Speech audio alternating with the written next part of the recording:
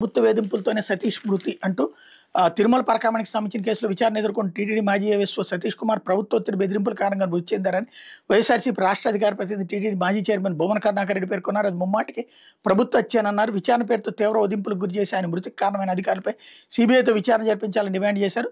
సతీష్ కుమార్ మరణానికి కారణమైన ప్రభుత్వం పోలీసు అధికారులతో పాటు ఆయన మీద ఒత్తిడి తెచ్చిన వాళ్ళందరినీ దోషులుగా చేర్చాలన్నారు. విచారణ పేరుతో సాటి పోలీసులను వేధిస్తూ తప్పుడు కేసులు నమోదు చేస్తూ ఈ ప్రభుత్వం తప్పుడు సంప్రదాయానికి తెరతీసిందని మండిపడ్డారు. పోలీసు అధికారుల మరణాలకు కారణమయ్యేలా జరుగుతున్న విచారణలో పోలీసు సమాజానికి అవమానకరమన్నారు. వైఎస్ఆర్సీపీ నేతలపై తప్పుడు కేసులే లక్ష్యంగా వ్యవహరిస్తూ ప్రభుత్వం అందుకు అధికారులు పావులుగా వాడుకుంటోందన్నారు.